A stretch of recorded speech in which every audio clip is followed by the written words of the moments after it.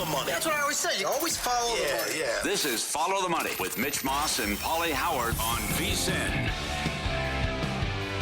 Here we go. Welcome in. Happy July 4th. It is Follow the Money. Yes, we are live in downtown Las Vegas from the Circa Resort and Casino. 3 hours lined up. Awesome show today on a great national holiday. Anthony Irwin from LA coming up in 30 minutes. The Los Angeles Lakers offseason. We'll talk NBA futures with him. VSiN host Scott Seidenberg on NFL futures. Steve Wiss on the CONCACAF Gold Cup, USA and Mexico on Sunday. Wilbo from here at Circa. We'll talk about the best spot you could ever have your fantasy football draft. And Matt Baskersion here on July 4th, talking about today's Major League Baseball card, at least the card that we have coming up tonight. Pauly, happy 4th, buddy. I have not whacked down a dog yet today. I will tonight. Have you? No. I'll throw at you what you want to go with the dog tonight as well. Or do you concur? But I had a big breakfast, so I did not have a dog today. Saw Wilbo running around. He's got a suit on as well. He's got a suit on July 4th. Big Balls had the suit on. Incredible. And it was incredible what transpired earlier today. I was shocked with what happened with the women. Well, that's an all-time stunner. Yeah. I mean, we had George Shea on, who, we're talking about him being the best hype man of all time, the guy who does Major League Eating. He's the announcer for the Nathan's Hot Dog Contest. And he's like, if you think Miki Sudo's going to show up just to, whack down 44, 45 dogs, you have no, that's not she's going to come here to beat her record. She's going to come here to whack down 50-plus yet again. Yep. And never came close to it. No, wasn't pushed either. But the gal in second place had 22. So she was struggling at the end, and just like you said afterwards, just get the win and move on. But I thought that was wrong the first time I saw it, to see 33 hot dogs after she had 51 last year. And then you go back and watch it, and she was struggling at the end, and it was hot and humid. And she talked about the temperatures, and maybe something was wrong with the buns. But I can't believe her performance. She wins, but no sweat there, no sweat with Chestnut. But if you told me that Sudo was going to eat 33 hot dogs, I absolutely would have bet on other women to win it. Yeah, right. And then no one comes close. Sure. Yeah, that was the shocker. Right. But, other people, I would say everyone struggled other than Chestnut when you look at it. So great job by Mickey. She wins again. She's on the show Monday. And now the fun part is, every time we talk to her, it's about previewing and how do you feel and what do you think you're going to do. Now it's the recap. And it's also, how does the body feel? And how do you go from 51 to 33? That too, right? And I know her husband was involved as well with Nick, and she says, I don't want to be anywhere near the guy for the next couple of days. So how you unwind and what it's like for the body, and probably different, but she has got an incredible resume. As George mentioned yesterday, 109 hard-boiled eggs in 8 minutes, 71 Twinkies in 6 minutes. How did she do this? 8 pounds of turkey at Foxwoods in 10 minutes. Well, I don't know how they do any of them. Yeah, right. How did Joey Chestnut eat 14 and a half burritos in 10 minutes? Another good call. I think he did that last year. Yeah, you're right. I think it was before a ball game or something. 13 pumpkin pies in 8 minutes, 76 tamales, and 1.5 gallons of chili in 6 minutes. She is the GOAT, and she's on Monday. Good for her. So I'm also watching Joey live today. Yep. And now there's so much to talk about with this guy, right? How good he is coming back, did not participate last year. They had the conflict, and nobody's even close to him. But for that number at books to go from 71.5 and drop to 69.5, now I'm seeing ESPN credit him with 70.5 eating dogs. Others are saying 71. Regardless, there was a middle opportunity there. I saw people on Twitter who were actually sending out tweets before it saying, I'm going to go for a small middle on this. I have under 71.5. Now I'm going to play back on 69.5. And it landed there. So he came a little bit short of his all-time record of 76 a few years ago. But if you watch that event today, in the first 5 minutes, that's a LeBron James triple-double in an NBA Finals game when they absolutely have to have it. That's an all-out blitzkrieg in the first 10 minutes of a basketball game from a team putting on a full-court press and going bombs away from three, and you look up, it's 38-11. Like, what the hell happened? He had 5 minutes in, he was well past 40 hot dogs already. Yeah. I'm like, this is not sustainable, but my God, there's a path here where he could touch 75, 80 hot dogs. Mm-hmm. And then he was never pushed, and That's big, though. That was key as well. I think so. Not pushed, and what, he went by 26 hot dogs? Right. I mean, that's... Yeah. So, until somebody else in the field on the men's side shows that they can get to mid-50s and possibly touch 60, how many years before this guy is going to actually lose the event? Oh, 1800 seemed like a gift. It does every year, as high as 2,000. But you're right, no one's even close to the guy. He's lapping the field, Paul. Yeah. It's a sure thing. Other than the one fluke he had against Stoney, other than that, it hasn't been a problem. And it's just his dominance continues to grow. And these guys can't even come close to him. That's the thing, doing. right? He's getting stronger. He is separating himself from the field. Yeah. That's like if Scotty Scheffler goes out at the Open Championship next week and he shoots a 13 under par for the entire tournament and the next closest guy is even. You're like, what the hell is this? Yeah. Now, how about the landing spot, though? Congrats if you middled it, but to think it's going to come and land in that spot. And this is still, a lot of people love this and get into it, but to go from 71.5 to 69.5 and it falls in the middle, that's incredible. But I think, it goes back to what we always talk about. If a spread's 1.5 or 2 in a basketball game, if you want the favorite, take the money line because you'll be stunned how many times the game falls 1 and 2. But this is crazy how that landed. Sure, and I'm willing to bet that the reason why there was a move late before the men's side started is because how the women struggled. Right? When Mickey's total is, 44.5? Yeah. And she goes with 33 and she wins it and nobody's really even that close to her, I think people are like, okay, there's something going on today. The weather conditions are not ideal.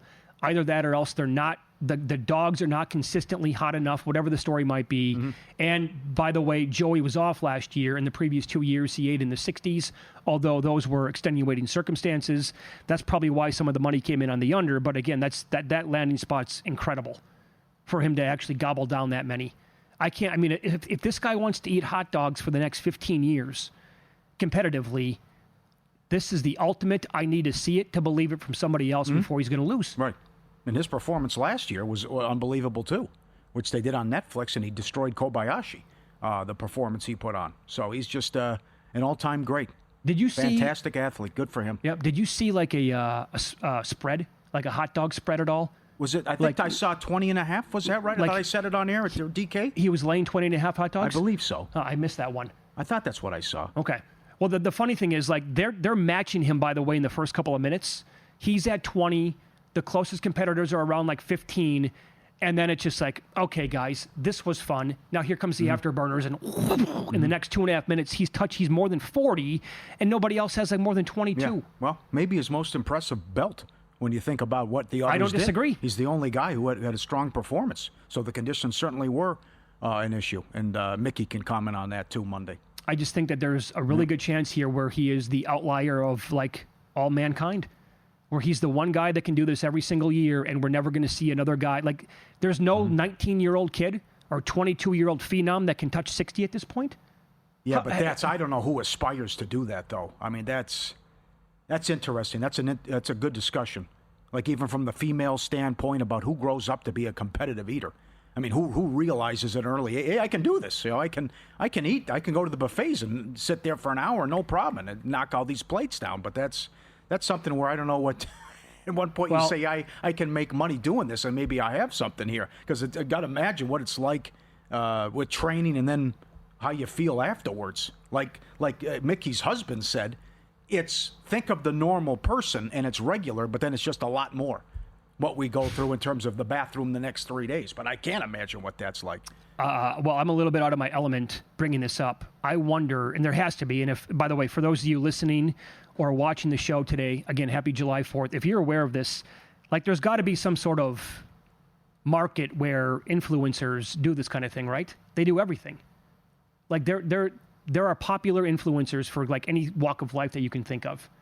So I'm just wondering out loud, like right now, is there anybody who's a superstar on Instagram that we've never seen before, like in the competitive eating like venue? That younger demographic also was like into their looks, and that's the other thing too. They don't drink, they don't like to gamble, right, you know. They have no idea what they're missing out on. Yeah, but things have changed since COVID. But we were the home of buffets. I hated how I felt after a buffet. I wouldn't even go to them. Yeah, but you feel terrible afterwards. Sure. Oh, I overdid it. I can't do anything. Can't move for 2 days. Food coma, right? And then what these guys are doing and putting their body through. Right. Hey, I had 4 plates last night. Now I don't have to eat again until Thursday. Mm-hmm. That was fun. Yeah. I absolutely hate myself. Who knows? Mickey they have a kid. They have a son. Oh. I mean, maybe he's going to be the next boy wonder. Yes. Be a good question for Monday. Get the training going, ready? That's the best part about that, too. They're married to one another. So imagine when they're training and getting ready for this, what it's like when they go to Costco.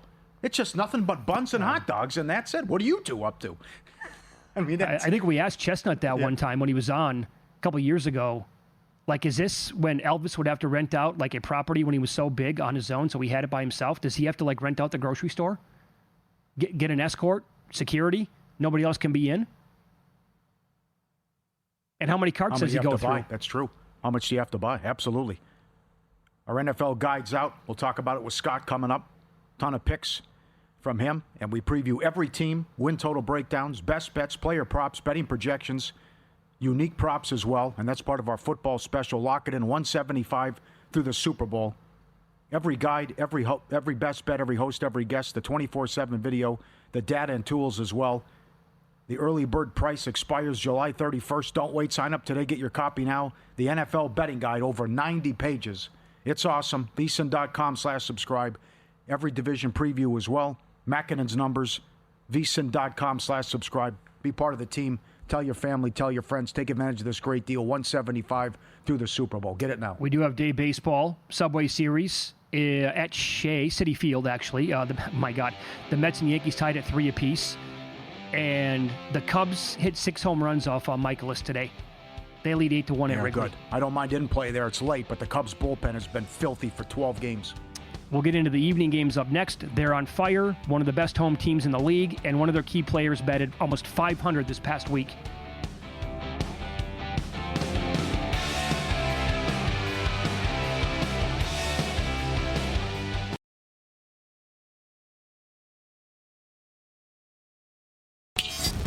This is Follow the Money on VSiN. Thanks to Luke. Great job here, producer of this show.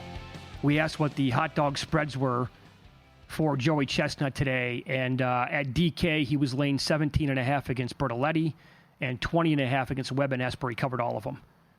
And I'm seeing this on X right now. You can always tweet the show at VSiN Live, at Mitch Moss Radio, at Pauly Howard. James said his local was 14.5.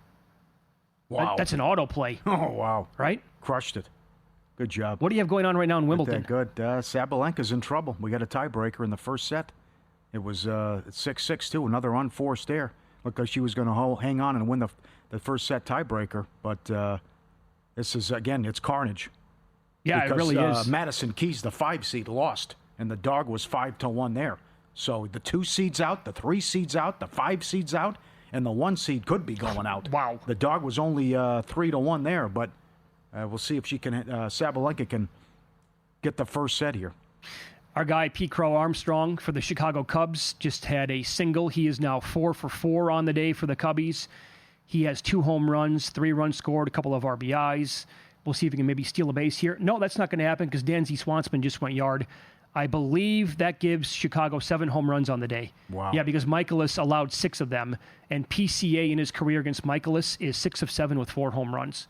Pretty good day to be at Wrigley. Place was absolutely on fire earlier. Now it's interesting. You're never out of the game with in play, but you can lay 8.5 runs, and the total's 11.5. The Cubs bullpen has got an ERA of 0.26 last 10. Damn. It's pretty good. Yeah, and what they did yesterday, getting the 1-0 win against Cleveland. So Cubs go get them out in the 8th and 9th. I think that should be no problem, the way their pen's been going. I will point out, a couple games just started as we speak. 4:10 p.m. starts on the East Coast, 1:10 out here. Tampa at Minnesota. This is Littell versus Paddock. Money on Tampa in the over, and I heard everybody making the case for Littell here. Oh, I couldn't believe the price. I have no confidence in Paddock or the Twins. And, Littell gives up the gopher ball, gives up the long ball, but I couldn't believe that price. Yeah, I was a little bit surprised also to find out that Minnesota was a favorite in that game. I did bet Brian Wu outs over 18.5 at plus money in this game. Mm-hmm. He's going right now against Pittsburgh. There is no score, top of the first. At home for Wu, 2.08 ERA, 0.89 whip. 16 starts on the year. He's recorded at least 18 outs in every single one of them. There you go. At home, 19-plus outs in 4 out of 6 starts, so that's why I went over 18.5 at plus 116. Yep. Can they get anything going against Falter, though? They have their issues offensively, and Pittsburgh's won 6 in a row and outscored their opponents 43-4 during that winning streak. And, by the way, Tampa starts a 10-game road trip in Minnesota today. Oh, they got a zillion games coming up on the road. That's Yep. because they were so home heavy to begin the year. Yeah. To get those hot games Yeah. before it turned into 100 degrees every single day. Are you surprised Texas is favored in San Diego? I'm not, because Vasquez stinks. Okay. Are you? They've been, a little bit. Now, Rocker's been better. But he had that stretch where he started out, his ERA was 6 and change. But Padres are starting a 10-game homestand. Texas got the bats going in their last series against Baltimore. But, okay, so maybe you want to go over if you want. But I was a little surprised. By the way, Seager's raking. Seager's on a hot streak as well. So, interesting game tonight. But I wouldn't be surprised if the Friars touch him up a little bit. I think Bush just hit his 3rd home run of the game for the Cubs. Is that what happened? It looks like I think he had 2 before that. Let me look. Holy smokes, what a day for the Cubs. So then give them 8 home runs on the day? And he won the game last night with was it him or Shaw that won it last night? Now I'm confusing myself. But I think that's number 3 on the day for him. Pretty good. Wow. Pretty good day for the Cubbies. How many RBIs then? 1, 2. Yeah, that's his 3rd home run. Yeah. Yeah, it was Shaw last night who won it with the walk-off. Okay. So that's 3 home runs, 5 RBIs, and a 4 for 4? I believe so, Yeah, yep. that's a hell of a day. So then, Unbelievable. along with PCA, they have 5 home runs between the two of them. And he's 4 for 4? Yeah, PCA's 4 for 5. I have him 4 for 4. Yeah, he's 4 for 4. Yeah, 4 runs Okay. scored. Yeah. And now give Bush 4 for 4 as well. How about the game that just finished in Philadelphia? Luzardo had nothing. Abbott, I mean, I love the Nerfy in that game. Abbott gave up 3 in the bottom of the first. Uh-huh. And the Reds win 9-6. Abbott, at 12 of his 14 starts, had allowed 1 earned run or fewer. It's ridiculous. Mm-hmm. He had that one bad start. If you take that out, his ERA would be like 0.55 or something stupid. And the Phillies touched them up early, then the Reds' bats exploded, and they win 9-6 and get a nice road win. You're right. Luzardo, Abbott, nobody had anything in that game. Pauly, That was a surprise. I'm trying to project ahead to the Phillies in the postseason. Is Luzardo going to be the odd man out in the rotation? Think about the start to the year that he had. But in the postseason, you have to go Wheeler 1, Sanchez 2, Suarez 3. And then Luzardo might be the 4th guy? Yeah. Wow. Yeah. Okay. Blue Jays are playing at home today. They have, what a story this is now after sweeping the Yankees. You said it yesterday, 3rd time ever, a 4-game sweep against New York. Yeah, and first place this late 2016. I can't understand why they were underdogs yet again. Can't love the spot, though, after they just sweep the Yankees, and here they come. Here come the Angels again. Mm-hmm. Another win. Soriano was solid.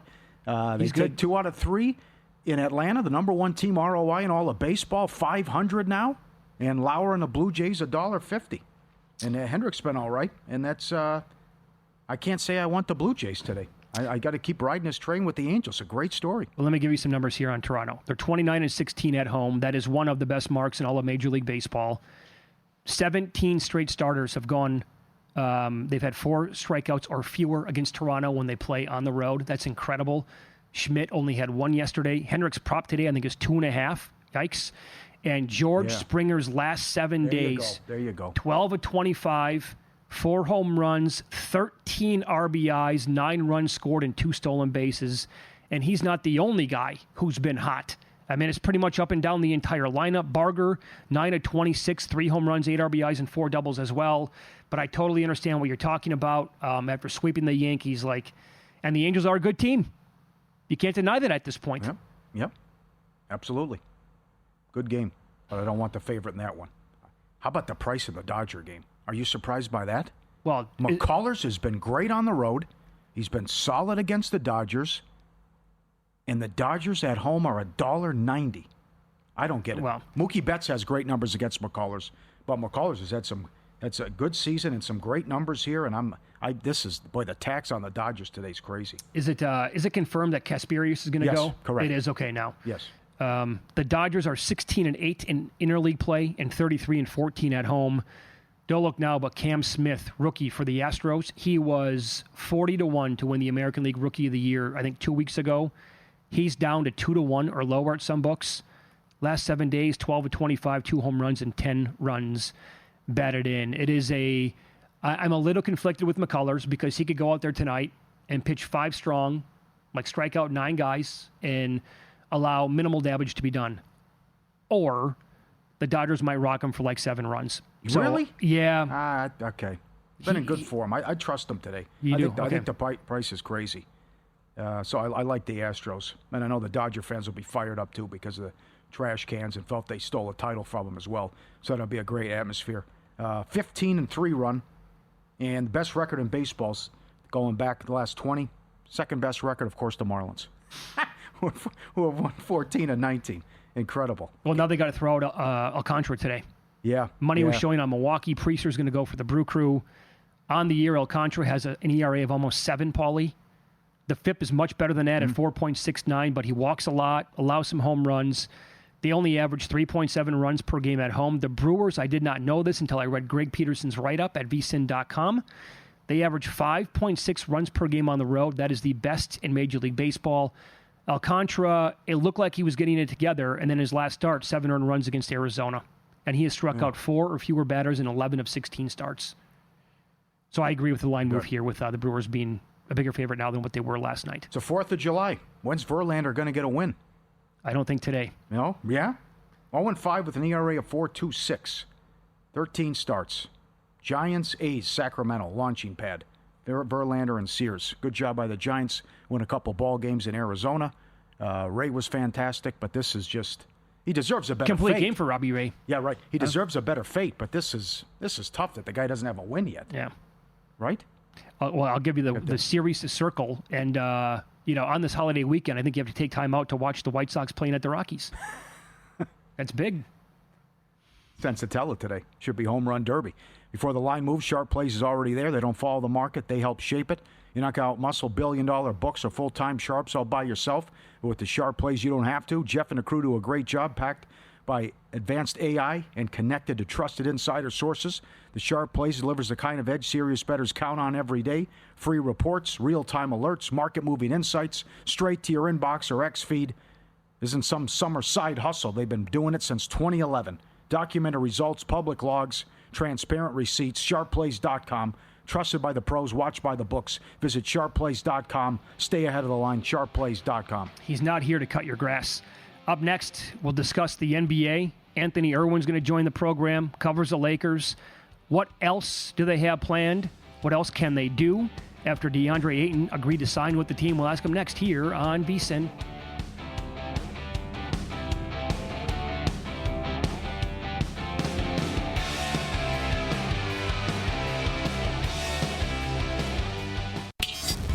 This is Follow the Money on VSiN. Pauly, the big dumper, with another home run today for the Mariners. 34 on the year. Not slowing down. Wow. It's one of the best all-time years for somebody before the All-Star break, which is bonkers to me. We'll head out to the Progressive guest line here, talk a little NBA, specifically the LA Lakers, their offseason, what's coming up next. Anthony Irwin joins the program now. Senior Lakers Insider at ClutchPoints, host of Lakers Lounge. Follow him on X at Anthony Irwin LA. Anthony, good afternoon. Happy 4th. How are you today? I'm doing great. Just kind of enjoying the holiday, but overall, it's been a nice, long, loud offseason. Yeah, well said. How would you grade the Lakers offseason to this point? I would say they're better than they were before the offseason started. So in that sense, I would give them like a C+, maybe a B. They still have work to do. They need to bring in a wing defender. They need a better point of attack defender. I wasn't thrilled with them bringing back Jackson Hayes because I think they need more diversity in terms of what kinds of centers that they have. Jackson Hayes doesn't really complement DeAndre Ayton very well. So overall, I would say, landing Ayton the way that they did at the number that they did, good addition. Jake LaRivia, solid addition, good, kind of young piece who can get better while you have him on your books. But there's still plenty of work to be done.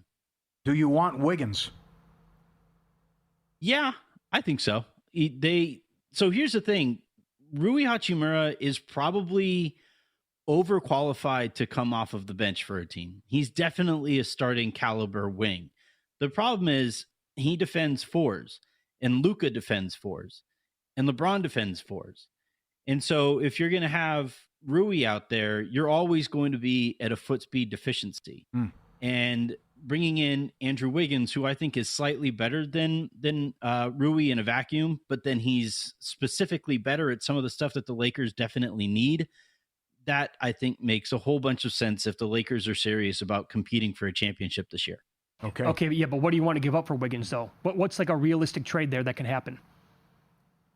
I don't think there is one with Miami. I just think they're kind of a mess of an organization right now. And until they kind of figure out the push and pull between Pat Riley and ownership, and specifically the heiress and son, that I don't think there is any kind of deal that anybody can make with Miami on stuff, unless you're completely overpaying. But what I would be comfortable giving up for Andrew Wiggins would be Rui, Dalton, and an expiring. That's it.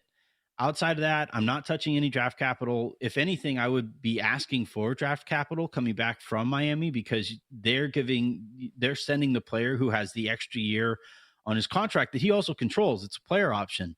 So a lot of teams are trying to stay away from player options, especially at I think it's like a $30 million player option. Normally, if a team is trading that kind of a player, they're attaching assets to that contract.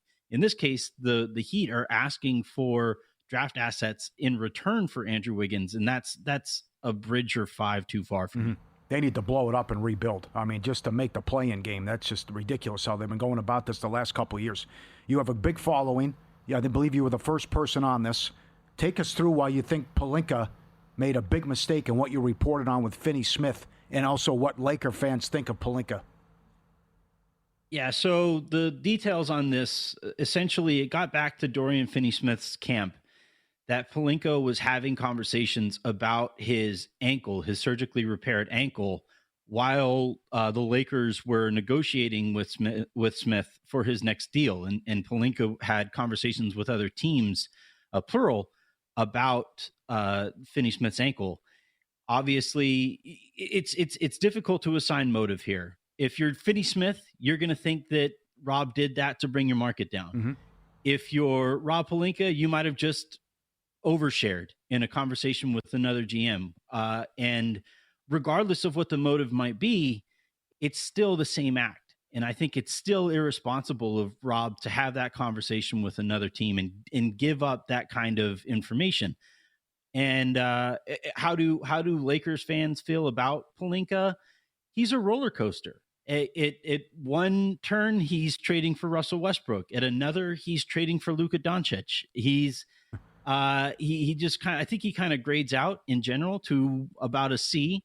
But the problem is it's what happens when it weighed out an A and an F. it would be a lot easier, I think, to root for Rob Pelinka teams if it was kind of more of a steadier C. That got you there, or ideally, and what the hope is with Mark Walter and Guggenheim buying the Lakers is eventually they'll give him more resources to work with, so that floor isn't an F; it'll be more of a C, so that the A and the C weighed out to a B, and he's a above average executive. Very good. It's Follow the Money here on VSiN, the Sports Betting Network. Our guest, Anthony Irwin, Senior Lakers Insider at ClutchPoints, host of Lakers Lounge. Follow him on X at Anthony Irwin LA. There are reports out there suggesting that the Suns could buy out Bradley Beal. If that happens, do you think the Lakers will go after him? They'll kick the tires. They don't really have anything to work with, though. They used all of their mid-level exception money, and from what I've seen, I think Bradley Beal is going to have to take upwards of $14 million less than he is owed from the Suns. So I would imagine he'd be looking to recoup that amount of money. And I think some team out there would be willing to allow him to recoup more of that money than the Lakers can allow him to recoup. The most, I guess they can offer the veteran minimum. They have their biannual exception, which is for about $5 million. So then Bradley Beal is out $9 million. And this is the same guy who has been reluctant to even part with his no trade clause. Yep. So I don't see a fit there financially. People in Phoenix say it won't work. People in Portland think it will. Do you think Ayton will be a good fit and we'll get a guy who's going to buy in and play hard, knowing that a team just bought him out and other teams have passed on him. If this will work with Ayton and he can become the Lakers become a top 4 seed in the West, how do you see this working out? I think it'll be fine. I don't know if it'll be a Disney movie where he completely resuscitates his career and he's an all-star and he looks like the number 1 overall pick wasn't a big mistake. I wouldn't go that far, but I also don't think it'll be a disaster either. I think it'll be fine, which isn't exactly exciting radio, so my apologies. But the thing with Ayton is that Phoenix, I think, set him on a path that made his career very difficult to navigate. First off, Robert Sarver, the Phoenix Suns, they told him, hey, if you do all of the little things, you set good, hard screens, you roll hard to the basket, you defend well, you defend the rim, you block shots, you rebound, you do all of those things, and you do it at a high level for us, we will give you whatever extension or contract that you're looking for. And he did those things, and he wasn't given the contract. So from there, he's like, well, how do I actually get the contract that I was looking for? And for most bigs, they think I need to do it through isolation moves in the post and highlight reel plays that might put me out of position and make me less of a solid player. And then on top of it, how do you ever trust your franchise again after they do that to you? So I think he became pretty cynical in Phoenix as a result of that whole failed negotiation. And then he gets traded to Portland after Portland trades Dame. So he's in a tanking organization there. I don't know how you necessarily make that work. So based on the situation change, and now he's going to play with Luka and maybe with LeBron and with Austin Reeves, and he's going to have these creators on a team that's trying to win. I think he's very much a product of his surroundings, and his surroundings now are going to be better than they've been since he played on a finals team early in his career. Well said. You just said maybe play with LeBron? I honestly, I am pretty sure LeBron is going to be a Laker.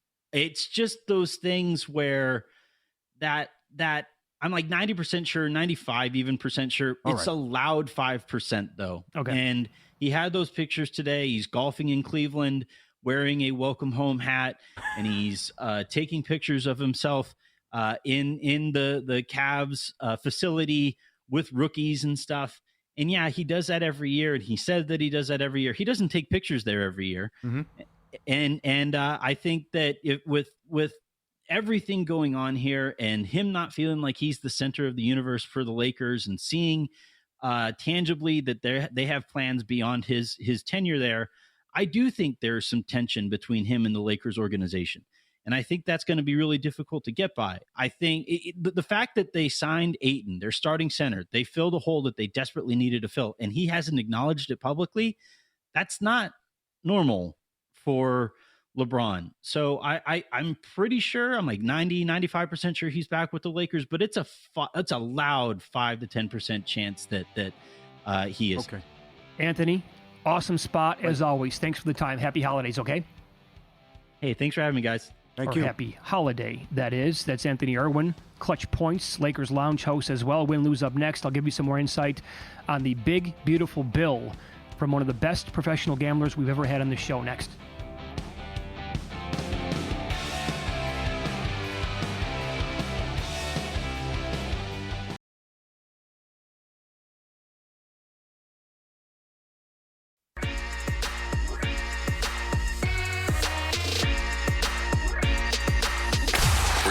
Last night? Wow, winning. Or was it a rough one? Well, they can't all be winners, can they? Loser! You're a loser! Pauly Howard recaps the night in sports betting in Win Some, Lose Some. Wild night in the WNBA. Dogs went 4-1 ATS. Fever plus 170. What an abomination. The Aces from 1.5 up to 5. Routed. Never in the game. Wilson outscored the rest of the team. Yeah, it got worse as the game went on, obviously. True, yeah. Absolutely. Never made a run. No Clark, down big at half, never made a run. What a joke. Wings plus 450 on the money line. Get it done. And the Sparks from 12.5 to 10. They lost by 10. The money was right there. They had a big lead against the Liberty. And then the one we talked about as well, I should have had the Lynx bounce back. After getting humiliated Tuesday at home, they were laying a big number, but won by 17. The Nats plus 135 down to 115. Took out Detroit. Angels plus 135. Springer 5-1 to go deep. Profar did it again. 2 games back from the PED suspension. He's gone deep in both games. 9-1. Nimmo 7-1. I would suggest he pees in a cup again. Yeah, right. And Wood 4-1. Gim, first round leader, 50-1. Congrats if you had that one, like Ozzy. Madison Keys, the 5 seed, lost at Wimbledon. The dog there was 5-1. Sabalenka, the 1 seed's in trouble. She won the first set in the tiebreaker, down 4-2 in the second. And congrats to Sean Deeb. Hope to get him in studio soon. Last night, he won the $100,000 PLO tournament, his 7th bracelet. He takes home $2.9 million just for that win, and is now a number 1 in the Player of the Year rankings. Great job, Mr. Deeb.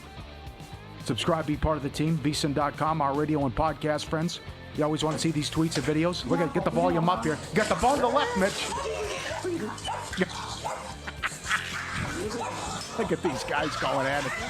You want a piece of me, huh? That's my bone. They're all little portly fellows, right?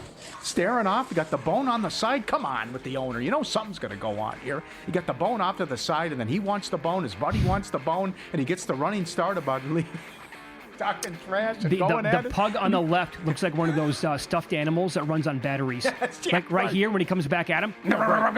All right, yeah, slipping and sliding on the floor. Can't find get his bearings and everything. I love the stare down right away. Then they get nose to nose as well. You want a piece of me? That's my bone. Get away from me, buddy. What a pork chop. Yeah, that's yeah. It's hot out there. Stay hydrated. Yeah, look at this. You got the dog running behind the truck, drinking the water from the water tank. Isn't that something? And cooling off, I think, from it, too. That, too. Yeah, right. How smart is that? Great video for whoever captured that. That is well done. It keeps going and going, right?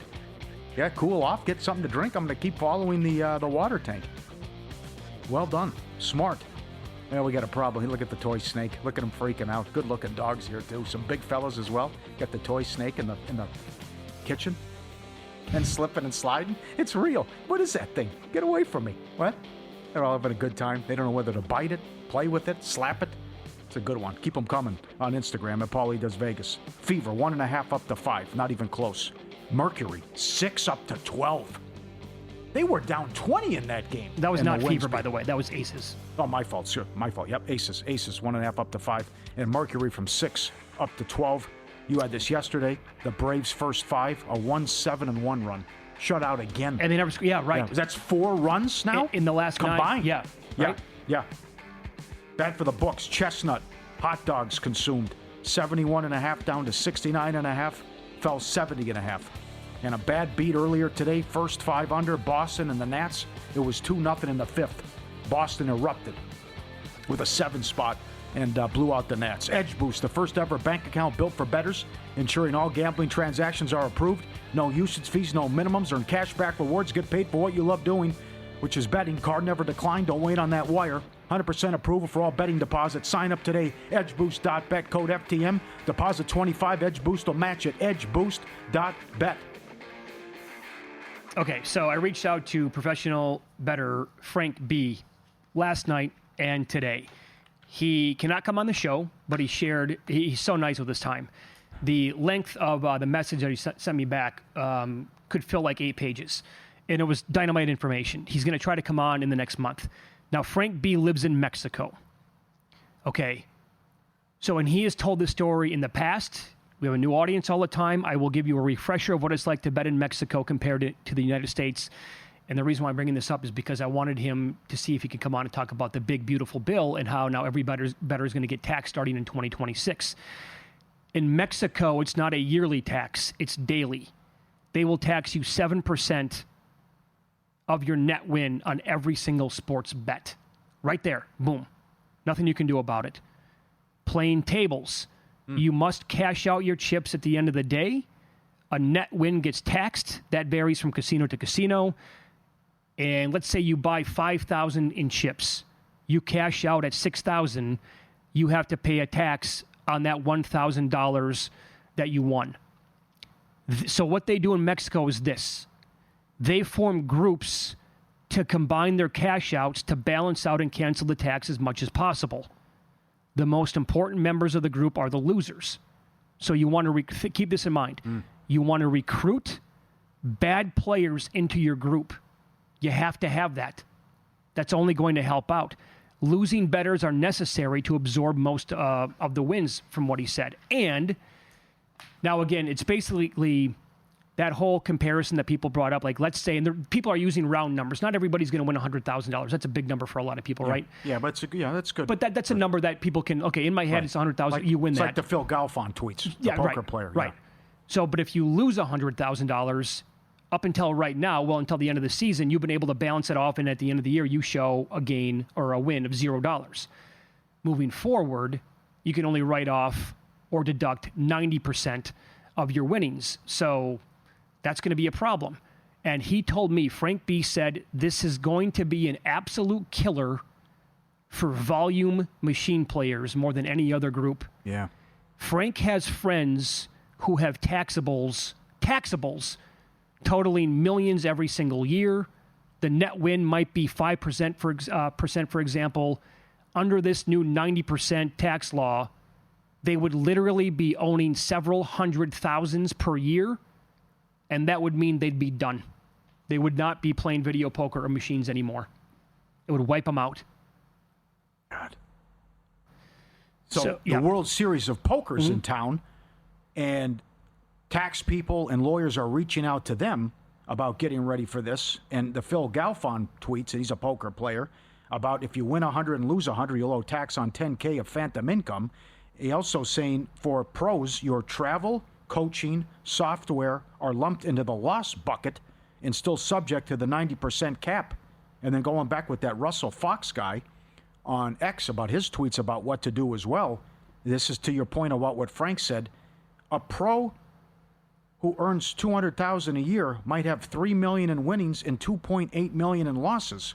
This means earning $200K and being taxed as if they earned $480K. Right. It's madness. Mm-hmm. And certainly that's the poker perspective, and then no one's better than Frank B as well. But this is I saw this all over here with poker news and everything going on at the World Series. People reaching out about, hey, get ready for this. This is going to impact you big time, and also affects the pros, but also affects the people, recreational players as well. Sure. No, it's going to affect the people who, you might be listening to this show right now. You might be driving somewhere for the holiday weekend, and you work 40, 50, 60 hours per week, and you can tune into some spot like VSiN for 12 minutes at a time on a daily basis, maybe. And you're like, okay, I'm going to go fire some bets tonight. I like what they were talking about. And you can make 4 or 5 bets a night. Like, that's going to impact. If you do that like every single day, every week throughout the entire year, you're going to feel that at the end of the season. There's no way around it. Now, Derek did say this off the air, I believe, right? The jackpot threshold is going to go from, part of this bill is that it's going to go from $1,200 to $2,000. I thought that was Mike Palm, but okay. Okay. Yeah. But I think that was also in That's the bill. not high enough either. No, it's not, because Randy McKay came in the other day, professional bettor, and with the amount that he plays, he's explaining, like, on the machine that I go at, $5 denomination. Yeah, that's a 4 of a kind. It's a jack. It's stupid. I'm getting taxed on every single 4 of a kind. Yeah, this was put in the late 70s, I believe. It's asinine. Yeah. It's asinine. Should be $5,000 minimum, what it should be. Stupid. Common sense out the window. Yep. Laughable. Yeah, even 2,000, Pauly's not enough. No, it should go higher than that. But that's right. That's a simple 4 of a kind if you're playing $5 denomination, right? Absolutely. All right. Bottom of the 6th, they play. Well, it's a Subway Series. Yankees are on top of the Mets 5-3. 4 home runs for the Yankees. Dominguez has 2. Judge has 1 in this game.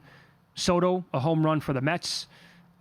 Rays and Twins, no score. They go to the 4th. And again, big dumper with a 2-run shot for Seattle. They lead Pittsburgh 2-0 right now, up in Seattle. And they are in the bottom of the 3rd. And that's all we have for day baseball. Every other game coming up a little bit later on tonight. You want the Tigers?